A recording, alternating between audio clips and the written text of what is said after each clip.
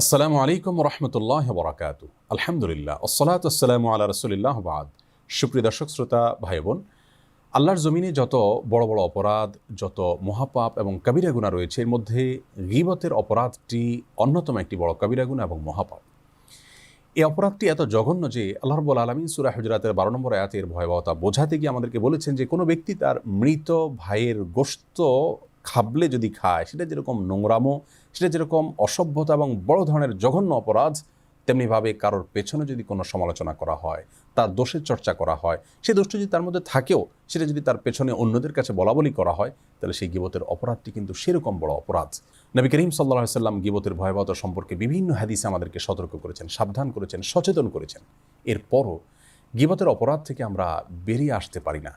প্রতিদিন অগণিত মানুষের অসংখ্যবার গীবত করে ফেলি আমরা। অনেকে আছেন যে অনেক ভালো কাজ করি, কিন্তু গীবতের পাপ থেকে আমরা বেঁচে থাকতে পারি না। বহু মানুষ আছি আমরা যাদেরকে আল্লাহ তাআলা শিরকে আকবরের অপরাধ থেকে, খুন খারাপি, চুরি, ডাকাতি, জেনা, মাদক সেবন, এরকম আরও অনেক বড় বড় অপরাধ থেকে আল্লাহ তাআলা আমাদেরকে বাঁচিয়ে রেখেছেন আপনার অনুগ্রহে।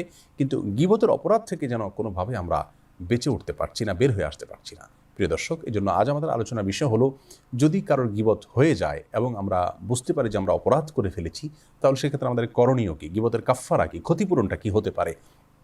এর জন্য কয়েকটি পরামর্শ রয়েছে, ওলামা ইকরাম বিভিন্ন পরামর্শ দিয়েছেন। তার ভিতরে প্রথম পরামর্শ হলো, গীবতের ক্ষতিপূরণ হিসাবে সর্বপ্রথম কাজ হলো ইস্তেগফার করতে হবে, আল্লাহ তাআলার কাছে ক্ষমা প্রার্থনা করতে হবে, কায় মনোবাক্যে নিজের কৃতকর্মের কারণে চরমভাবে লজ্জিত হতে হবে, অনুতপ্ত হতে হবে, নিজেকে ভৎসনা করতে হবে এবং সে পাপ থেকে সরে আসতে হবে।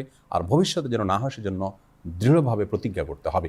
একদিন যে পরিমাণ গীবত হয়ে থাকে, পরের দিন তার চাইতে যেন কম হয় সে চেষ্টা চালাতে হবে এবং প্রতিদিন একটু একটু করে নিজেকে ভালোর দিকে নিয়ে যাওয়ার চেষ্টা করতে হবে। এটি হলো গীবতের কাফফারা বা গীবতের ক্ষতিপূরণ হিসাবে প্রথম পদক্ষেপ, তওবা এবং ইস্তেগফার করা আল্লাহর কাছে। দ্বিতীয় পদক্ষেপ হলো, যদি সম্ভব হয়, সুযোগ থাকে, যে ব্যক্তির গীবত করে ফেলেছি আমি, সেই ব্যক্তির কাছে গিয়ে যদি মাপ চাওয়া যায় যে ভাই, আপনার অধিকার নষ্ট করেছি, আপনার ইজ্জত হরণ করেছি বা আপনার পেছনে আপনার সমালোচনা করেছি আমি, আমাকে মাফ করে দিবেন। যদি এটা করার কোনো স্কোপ থাকে তাহলে সেটি করা উত্তম। ইমাম নবী রাহিমাহুল্লাহ এটি পরামর্শ দিয়েছেন এবং আর অনেক ইমামগণ এই পরামর্শ দিয়েছেন। যদিও অনেক ইমামগণ, যেমন ইমাম ইবনে তাইমিয়া, ইমাম ইবনুল কাইয়িম রাহিমাহুল্লাহ অনেক ইমামগণ বলেছেন এটির জরুরি নয়, কিন্তু যদি সুযোগ থাকে তাহলে অন্য ওলামাদের পরামর্শ অনুযায়ী আমরা আমল করতে পারি। আর যদি এটি বলতে গেলে, যার গীবত করেছেন তার কাছে বলতে গেলে বরং তিনি ভুল বুঝবেন, তার সাথে আপনার সম্পর্ক নষ্ট হওয়ার সম্ভাবনা রয়েছে এবং এর কারণে তিনি আরও বেশি ক্ষিপ্ত হয়ে যেতে পারেন, তাহলে সেক্ষেত্রে তাকে বলার দরকার নেই। আর যদি এরকম আশঙ্কা না থাকে, তাহলে শুধুমাত্র তার কাছে বলে যদি আপনি মাপ চেয়ে নিতে পারেন, সেটা আপনার জন্য ভালো, যেহেতু এটি বান্দার হক এবং বান্দার হক নষ্ট করার কারণে কিন্তু কিয়ামতের মধ্যে আমাদেরকে আটকা পড়তে হবে। দুনিয়াতে আমরা নিষ্কৃতি পাওয়ার চেষ্টা করলাম।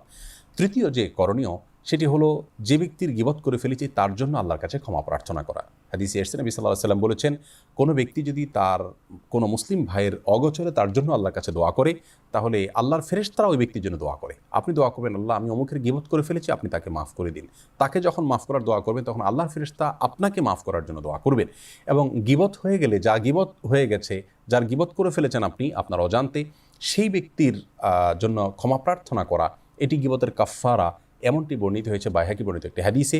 যদিও সেই হাদিসের সনদকে অনেক মুহাদ্দিসিন কিরাম যায়িফ বলেছেন, তারপরে ওলামায়ে কেরাম এটির উপরে আমল করার পরামর্শ দিয়েছেন, কারণ কাজটি ভালো, অন্যান্য হাদিসের আলোকেও এটি প্রমাণিত হয়। অতএব তৃতীয় করণীয় হলো, যার গীবত করে ফেলেছি তার জন্য আল্লাহর কাছে ক্ষমা প্রার্থনা করা। সেই সাথে চতুর্থ করণীয় হলো, যে মজলিসে বসে আমরা গীবত করেছি, মজলিসে থাকতেই যদি আমাদের বোধোদয় হয় যে আমরা অন্যায় করেছি, তাহলে মজলিস থেকে উঠার যে দোয়া আছে কাফফারাতুল মজলিস, সেটা পাঠ করব। সুবহানাল্লাহি ওয়া বিহামদিহি, সুবহানাকাল্লাহুম্মা ওয়া বিহামদিকা, আশহাদু আল্লা ইলাহা ইল্লা আনতা, আস্তাগফিরুকা ওয়া আতুবু ইলাইক। এই দোয়া যদি পাঠ করা হয় কোনো মজলিস থেকে উঠার সময়, তাহলে ওই মজলিসে যদি কোনো অপরাধ করা হয়, তাহলে সেই অপরাধগুলো আল্লাহ তাআলা মাফ করে দেন। বড় কোনো অপরাধ থাকলে অবশ্যই তওবা করতে হবে। তাহলে মজলিস থেকে উঠার সময় আমরা ইস্তেগফার, তওবা, সাধারণ ইস্তেগফার তওবার পাশাপাশি মজলিস থেকে উঠার যে দোয়া আছে, এটা পাঠ করার মাধ্যমেও মজলিসে কৃত অপরাধ থেকে নিষ্কৃতির পথ আমরা খুঁজে পেতে পারি ইনশাআল্লাহ বিদিনিল্লাহ। সেই সাথে ইমাম ইবনে তাইমিয়া রাহিমাহুল্লাহ, ইবনুল কাইয়িম রাহিমাহুল্লাহ আরেকটি পরামর্শ দিয়েছেন, তা হলো, যেই মজলিসে আমরা গীবত করেছি, যাদের মাঝে কারোর সমালোচনা করেছি, সেই লোকগুলোর মধ্যেই আবার যদি সম্ভব হয় ওই লোকটার কোনো প্রশংসা করা, তার ইতিবাচক এবং ভালো যে গুণগুলো রয়েছে সেগুলো আলোচনা করে দিলে অনেকটা ক্ষতিপূরণ হতে পারে। কারণ আল্লাহ বলেছেন, ইন্নাল হাসানাত ইউযহিবনা সাইয়্যাত, নিশ্চয়ই ভালো কাজগুলো মন্দ কাজগুলোর ক্ষতিপূরণের ভূমিকা রাখে, মন্দ কাজগুলোকে দূর করে দেয়। বিধায় তার প্রায়শ্চিত্ত হিসাবে আমি তার সমালোচনা করেছি যে জায়গাতে, সেই জায়গাতে তার একটু প্রশংসা বা ভালো গুণগুলো বলে নেওয়া উত্তম। তাহলে সর্বসাকুল্যে 5টি করণীয় কথা আমরা খুঁজে পেলাম। প্রথম এবং মূল করণ হলো ইস্তেগফার করা, তওবা করা। সেই সাথে যার গীবত করেছেন যদি কোনো তার সাথে সম্পর্ক নষ্ট হওয়ার আশঙ্কা না থাকে তাহলে তার কাছে ক্ষমা চাওয়া, যদি সেরকম আশঙ্কা থাকে তাহলে এটি দরকার নাই। আর তৃতীয়ত হলো ওই ব্যক্তির জন্য আল্লাহর কাছে ক্ষমা প্রার্থনা চাইবেন, আল্লাহর কাছে সে ব্যক্তির জন্য মাপ চাইবেন, ইস্তেগফার করবেন। আর চতুর্থ করণীয় হলো মসজিদ থেকে উঠার দোয়া পড়বেন। 5 নম্বর করণীয় হলো ওই ব্যক্তির প্রশংসা করবেন এবং তার যে সমালোচনা করেছেন সেটাকে পাল্টা তার প্রশংসা করে তার ভালো গুণগুলো উল্লেখ করে ক্ষতিপূরণ করার চেষ্টা করবেন, প্রায়শ্চিত্ত করার চেষ্টা করবেন। আল্লাহ তাআলা আমাদের সকলকে গীবতের মতো ভয়াবহ অপরাধ থেকে বেঁচে থাকার তৌফিক দান করুন। যে গীবতগুলো হয়ে গেছে সেই গীবতগুলোর কারণে যে ক্ষতি আমাদের হতে পারে, সেই ক্ষতি থেকে বাঁচার জন্য যা করণীয় সে কাফারা এবং ক্ষতিপূরণগুলো সঠিকভাবে আদায় করার তৌফিক দান করুন। আসসালামু আলাইকুম রহমতুল্লাহ বরকাতুহু।